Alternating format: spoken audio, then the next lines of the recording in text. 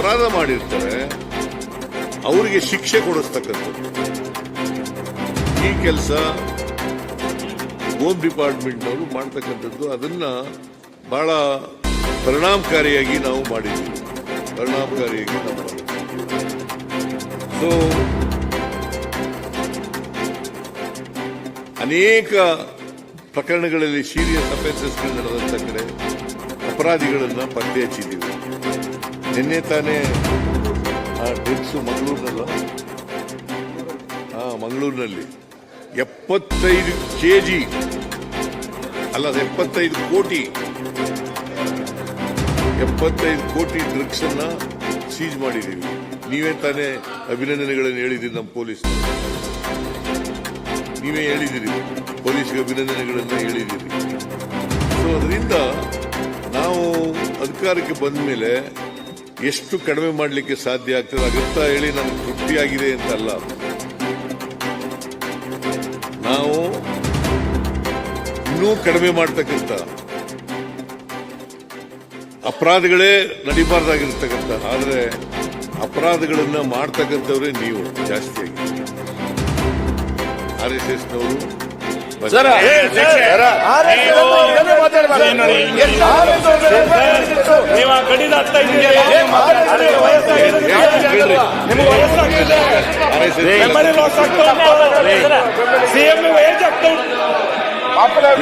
ರಾಜಕಾರಣ ಮಾಡವ್ರೆ ಇವರು.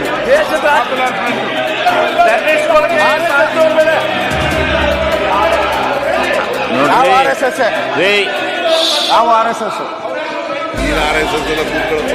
ಅಶೋಕ ಕಬಡ್ಡಿ ಆಡ್ಕೊಂಡು ನೀನೇನೆ RSS ಹೋಗಿದ್ದೆ. ಈ RSS ಯಾಕಕ್ಕೆ ಹೋಗೇ ಇಲ್ಲ.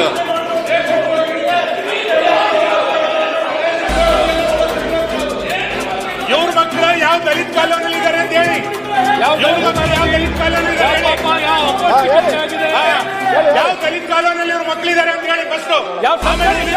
ದಲಿತರು ಉದ್ಧಾರ ಮಾಡ್ತೀವಿ ಅಂತ 50 ವರ್ಷ ಹೇಳಿದ್ರಲ್ಲ, ಮುಖ್ಯವಾಗಿ ಇಲ್ಲಿ ಬರಬಾರ್ದು ಅವರು. ಎಲ್ಲ ನಗರ ಕರಿಕೆಯವರು ದಲಿತ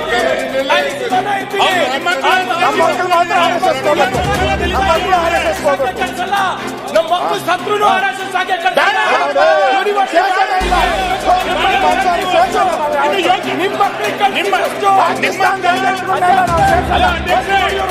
ನಿಮ್ಮಂತ ಯೋಗ್ಯತೆ ಇಲ್ಲಿದ್ದಾರೆ RSSಗೆ ಬರೋದೇ ಬೇಡ. ನಿಮ್ಮಂತ ಯೋಗ್ಯತೆ ಬರೋದೇ ಬೇಡ. ಯೋಗ್ಯತೆನೇ ಇಲ್ಲ ಬಿಡಿ, ಯೋಗ್ಯತೆ ಇಲ್ಲ, ಯೋಗ್ಯತೆನೇ ಇಲ್ಲ. ನೀವೇ ಆಗ್ಬಿಡ್ತೀರಿ. ಬಾಬಾ ಸಾಹೇಬ್ ಅಂಬೇಡ್ಕರ್ ನಿಮಗೆ ನಾಲ್ಕು ಯೋಗ್ಯತೆ ಇಲ್ಲ. ನಿಮಗೆ ಗುರುನಾರಾಯಣ್ ತತ್ವವನ್ನು ಬಾರಿ ಸದಾಶಿವ ಕುಮಾರ್ ದಲಿತರ ಬಗ್ಗೆ ಬಾರಿ ಬರೋದಿಲ್ಲ. ಸದಾಶಿವ ಕುಮಾರ್ ದಲಿತರ ಬಗ್ಗೆ ಮಾತಾಡುತ್ತೀರ. ನೀವೇನ್ ಮಾಡಿದ್ದೀರಾ? ನೀವು ನಿಮ್ಮ ಅಪ್ಪ ಮಕ್ಕಳೆಲ್ಲ 50 ವರ್ಷ ಇದನ್ನೇ ಮಾಡಿದ್ದೀರಿ. ದಲಿತರ ಬಗ್ಗೆ ನೀವೇನ್ ಮಾಡಿದ್ದೀರಿ ಹೇಳಿ. ಎಲ್ಲಿದ್ರಪ್ಪ? ಫಿಟ್ ಇಂಡಿಯಾ 75 ವರ್ಷ ಗುಲ್ಬರ್ಗದಲ್ಲಿ ಏನ್ ಮಾಡಿದ್ರಿ ಅಂತ ಗೊತ್ತಿದೆ. ರೌಂಡ್ ಟೇಬಲ್ ಕಾನ್ಫರೆನ್ಸ್ ಇದ್ದಾಗ ಏನ್ ಮಾಡಿದ್ರಿ? ಗುಲ್ಬರ್ಗದಲ್ಲಿ 75 ವರ್ಷ ಎಲ್ಲಿದ್ರಿ? ಯುದ್ಧ ಮಾಡಿದಾಗ ಎಲ್ಲಿದ್ರಿ? ಕೇಳಿ ಅಧ್ಯಕ್ಷರೇ, ಉತ್ತರ ಇಲ್ಲ, ಏನಿಲ್ಲ, ಸುಮ್ಮನೆ ಎದ್ದಿಲ್ಲ ಅಷ್ಟೇ. ಗೊತ್ತಿದೆ ನೋಡ್ರಿ, ನಿಮ್ ದೇಶಭಕ್ತಿ ಎಲ್ಲ ಗೊತ್ತಿದೆ. ಅದಕ್ಕೆ ಪಟೇಲ್ ಎಲ್ಲ ಬ್ಯಾನ್ ಮಾಡಿದ್ರು. ಸರ್ ಅದು ನಾವು ಇಲ್ಲ,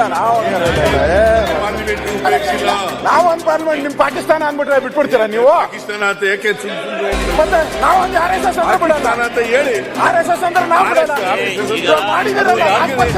ಮಾಡಿದ್ದೀರಾ ನೀವು? 4% ಮಾಡಿರೋದು ಅದಕ್ಕೆ ಮಾಡಿರೋದು ಅದರಿಂದ ಕಳುತ್ತಿಂದ ತೆಗಿಯಕ್ಕಾಗಲ್ಲ. ಅದರಿಂದ ದಯವಿಟ್ಟು ಸದನ ನಡೆಸಕ್ಕೆ ಅವಕಾಶ ಮಾಡಿಕೊಡಿ. ಅದು ಅನ್ಪಾರ್ಲಿಮೆಂಟ್ ವರ್ಡ್ ಆಗಿದೆ.